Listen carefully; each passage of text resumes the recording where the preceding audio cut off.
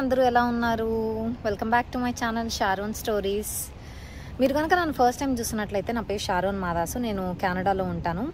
నా ఛానల్లో Canada related blogs, student related blogs చాలా ఉన్నాయి. అవి కూడా తప్పకుండా చూడండి. కెనడాలో ఒక ఇల్లు వెతుక్కోవాలి అంటే ఎన్ని తిప్పలు ఉంటాయి అనేది నేను ఈ వీడియోలో చూపిద్దామని అనుకుంటున్నా. సో ఈరోజు సాటర్డే 12 PM ఒక వ్యూయింగ్ ఉంది. అందుకని ఒక ఇంటి దగ్గరికి అయితే వచ్చా. ఇది వచ్చేసి మంచి లొకేషన్లో ఉంది. చూడాలి ఇల్లు అయితే ఎట్లుంటుంది అనేది. ప్రెసెంట్ నేనైతే ఆ ఇంటి ముందే ఉన్నాను. చూడ్డానికి కొంచెం ఓల్డ్గా అనిపిస్తుంది, బట్ మెయిన్ రోడ్, మనకు అక్కడ వెహికల్స్ వెళ్తున్నాయి కదా, అది మెయిన్ రోడ్. ఇది హౌస్.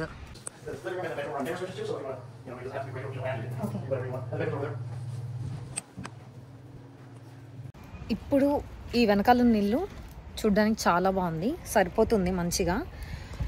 బెడ్రూమ్ కూడా చాలా పెద్దగా ఉంది, వెంటిలేషన్ ఉంది, అంతా బాగుంది. కాకపోతే ఈ ఇంట్లో మొత్తం 4 యూనిట్స్ ఉన్నాయట, అంటే 4 డిఫరెంట్ ఫ్యామిలీస్. సో వాళ్ళందరితో షేరింగ్ అనమాట, యూటిలిటీస్ కానీ వేరేవి ఏవైనా కానీ. బట్ ప్రైస్ నచ్చలేదు, చూడాలి నెక్స్ట్ హౌస్కి వెళ్ళి. ఇప్పుడు చూసిన ఆ ఇంటికి ఇది లాన్ ఏరియా అనమాట. ఇది వచ్చేసి బ్యాక్ సైడ్ ఎంట్రన్స్ ఉంది. ఎందుకో నాకు ఎలుకలు ఉంటాయేమో అన్న ఫీలింగ్ వచ్చింది ఆ చెత్త అంతా చూసేసరికి. ఇప్పుడే ఇంకొక హౌస్ చూడడానికి వచ్చాము. ఇదే అనుకుంటా, సారీ, ఆ పక్కన బిల్డింగ్. కాకపోతే ఆల్రెడీ ఎవరో వచ్చి ఉన్నారు. 1900 పెట్టాడు. నేనేమన్నా తగ్గిస్తారా అంటే 1750 చేస్తాను అన్నాడు. అసలు ఇల్లు ఎలా ఉంది ఏంటి అనేది ఇప్పుడు లోపలికి వెళ్ళి చూద్దాము. ఇక్కడ ఏంటి అంటే ఫస్ట్ కమ్ ఫస్ట్ సర్వ్ అనమాట. ఫస్ట్ వాళ్ళకి చూపిస్తారు ఇల్లు. యాక్చువల్గా ఇంకొక ఆమె కార్లో వెయిట్ చేస్తుంది. అక్కడ కనిపిస్తున్న వాళ్ళు ఫస్ట్ వచ్చారు. ఇక్కడ నా ముందు నుంచున్న వాళ్ళు సెకండ్ పర్సన్ అనమాట. థర్డ్ నేను వచ్చాను. సో థర్డ్ నాకు చూపిస్తారు. మంచి లొకేషన్లో ఉండడం వల్ల చాలా మంది వచ్చి వెయిట్ చేస్తున్నారు. ఇక్కడ ఎలా ఉంటుంది అంటే కిలోమీటర్ క్యూలో వెయిట్ చేస్తారు ఒక హౌస్ని వ్యూ చేయడానికి వచ్చినప్పుడు. ఉత్తిగే కార్లో అలా పాతింటి సైడ్ వచ్చాము. ఇది అప్పుడు కన్స్ట్రక్షన్లో ఉండే అనమాట. ఇది చూసారా, మొత్తం పెయింటింగ్, న్యూ పెయింటింగ్ వేసినట్టున్నారు. ఇది వచ్చేసి నేను ఇంతకు ముందున్న హౌస్. చాలా బాగా కనిపిస్తుంది ఇప్పుడు చూడడానికి. చాలా వరకు రీమోడలింగ్ చేసినట్టున్నారు. ఆ పైన రూమ్లో ఉండేదాన్ని నేను. వెనకాల అసలు ఇంతకు ముందు ఇది లేనే లేదు, ఇప్పుడు కట్టించినట్టున్నారు. ఇంతకుముందు జస్ట్ ఇక్కడ గరాజ్ ఉండేది, ఇదంతా చెత్తగా ఉండేది. ఇప్పుడు బాగా నీట్గా చేశారు. ఇది ఒక ఫ్యామిలీ కూడా ఉంటున్నట్టుంది. ఇటు సైడ్ లేన్వే హౌస్ అంటారు ఇలా ఉండే వాటిని. వచ్చేసి ఇప్పుడు ప్రెసెంట్ నేను ఉంటున్న ఇంటికి దగ్గరలో ఉంది. ఇది కూడా ఇప్పుడు ఎలా అయితే ఆఫీస్కి వెళ్తున్నానో అంతే టైం పడుతుంది. మంచిగా డౌన్ టౌన్కి దగ్గర, సిటీకి దగ్గరగా ఉన్నట్టు అనిపిస్తుంది. కాకపోతే వీళ్ళు పెట్టింది 1800 ప్లస్ యూటిలిటీస్ అన్నమాట ఎక్స్ట్రా. ఇంకా ఆల్మోస్ట్ నాకు తెలిసి 2000 అయితే ఏమో.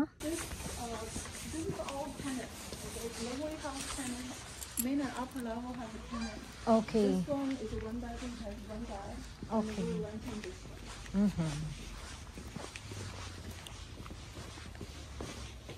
ఇప్పుడు వెళ్ళి చూసొచ్చిన ఇల్లు అంతా బాగుంది. కాకపోతే స్మెల్ వస్తుంది. అండ్ వాళ్ళు సోఫా వేశారు. ఇప్పుడు కరెంట్లీ ఉన్న టెనెంట్స్ సోఫా వేశారు. ఆ సోఫా వేయడం వల్ల వాషర్ అండ్ డ్రయర్ చూడలేకపోయినామా. అసలు అంత ఇరుకుందనమాట. బట్ మంచి సెంటర్లో ఉంది. ఈరోజు వచ్చేసి సండే అనమాట. నేను చర్చ్కి వెళ్ళేసి వచ్చాను. ఇప్పుడు ఇంకొక 2 వ్యూయింగ్స్ ఉన్నాయి సండే రోజు. సాటర్డే ఒక 2 చేశాను. దాని బిఫోర్ వీక్లో కొన్ని చేశాను. కాకపోతే అప్పుడు వీడియో చేయాలి అన్న ఆలోచన రాలేదు. సో అందుకని ఇంకా నిన్నటి నుంచి స్టార్ట్ చేశాం. ఇప్పుడు వచ్చేసి 29 స్కై ట్రైన్ స్టేషన్ దగ్గర ఉంది. 1 బెడ్ 1 బాత్ అనమాట. బట్ కొంచెం ప్రైస్ ఎక్కువే ఉంది. కాకపోతే మెయిన్ లొకేషన్ ఇదన్నమాట హౌస్. లొకేషన్ అయితే చాలా main road and main sky train station దగ్గరలో ఉంది. బట్ ఇల్లు చూడడానికి కొంచెం ఓల్డ్ హౌస్ లాగా కనిపిస్తుంది. ఇక్కడ మీకు కనిపిస్తున్నాయి కదా, ఈ బొమ్మలు సింహాల లాగా అటు ఇటు. ఇవి నేను ఇంతకుముందు జస్ట్ డెకరేషన్ లాగా పెట్టుకునే వాళ్ళేమో అని అనుకున్నా. బట్ తర్వాత రీసెంట్గానే నాకు తెలిసింది ఇవి ఎవరైతే లోన్స్ తీసుకొని ఆ లోన్స్ అన్ని రీపేమెంట్ చేసేస్తారో, అది మాకే లోన్స్ లేవు అన్ని క్లియర్ చేసేసుకున్నాము అని చెప్పి ఇలా చూపించుకుంటారట. సో ఇల్లు అయితే వెళ్ళంగానే వాసన వచ్చింది. ఇంతకు ముందు ఉన్న ప్లేస్లో ఏంటి అంటే ఎలకలు ఉండేవి అనమాట. సిమిలర్గానే అనిపించింది ఈ ఇల్లు కూడా. ఎలకలు ఉన్నాయని నేను అనను కానీ ఉంటాయేమోనన్న భయం. సో ఏమో చెప్పలేము, 1800 అంతగా నచ్చలేదు. ఆ ఫ్లోరింగ్ కానీ అంతా అతుక్కుపోతుంది, బ్యాడ్ స్మెల్ వస్తుంది. అండ్ ఇందులో 3 యూనిట్స్ ఉన్నాయట, 3 ఫ్యామిలీస్ ఉంటున్నాయి ఇప్పుడు మొత్తానికి. కెనడాలో ఇల్లు వెతుక్కోవడం అనేది అసలు పెద్ద టాస్క్ అన్నమాట. అందుకే అంత ఈజీగా ఎవరు ఇల్లు మూవ్ అవ్వరు. ఇంకా వాళ్ళు ఓనర్స్ మూవ్ అవ్వమంటే కానీ ఆర్ఎల్స్ ఇంకేమైనా ఇష్యూస్ లేకపోతే ఏదన్నా ఉంటే మూవ్ అవుతారు, కానీ అంత సాధారణంగా ఊరికే మారుతూ అయితే ఉండరు. నేను వచ్చేసి ఇప్పుడు ఫేస్బుక్ మార్కెట్ ప్లేస్లో చూస్తున్నాను, కీజీజీ అండ్ క్రేగ్ లిస్ట్ అని చెప్పి ఇంకొన్ని వెబ్సైట్స్ ఉన్నాయి.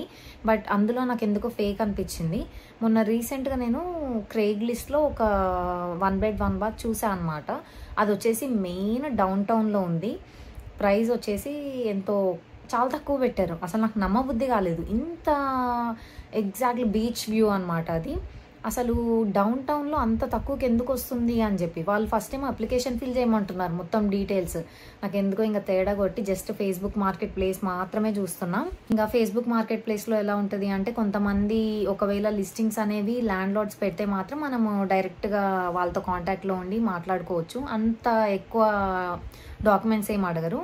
అదే కనుక ప్రాపర్టీ మేనేజర్స్ అట్లాంటి వాళ్ళు పెడితే మాత్రం మన పే స్లిప్స్ అని, రిఫరెన్స్ చెక్ అని, కరెంట్ ల్యాండ్ లార్డ్స్ దగ్గర నుంచి రిఫరెన్స్ ఇవ్వాలి, టెనెంట్ ఇన్సూరెన్స్ అని చాలా ఉంటాయి.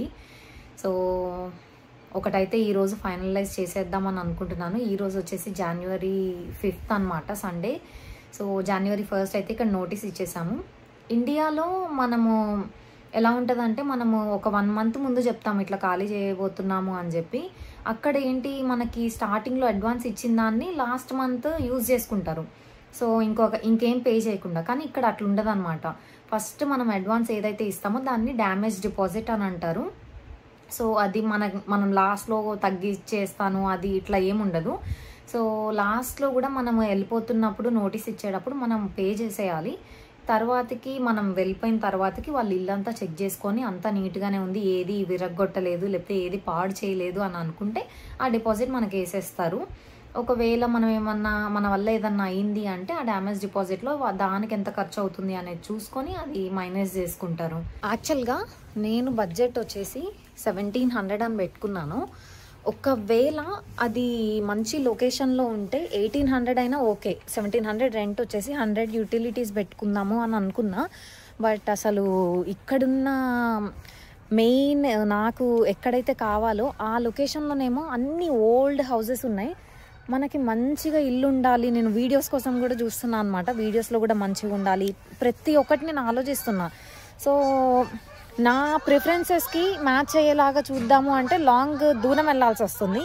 అది కూడా ఓకే బడ్జెట్లో వస్తున్నాయి, కాకపోతే కొంచెం సిటీ అంటే సిటీ కూడా కాదు, కొంచెం లాంగ్ వెళ్తాము డౌన్ టౌన్ దగ్గర నుంచి. అయితే ఏం చేయాలో ఏం అర్థం కావట్లేదు. ఇప్పుడు కొంచెం చూసినవన్నీ ఒకసారి మళ్ళీ చూసుకొని ఫైనలైజ్ అవుతాను. ఫైనల్గా నేను ఏది సెలెక్ట్ చేసుకున్నాను ఏంటి అనేది ఎంటీ హోమ్ టూర్ కూడా చేస్తాను.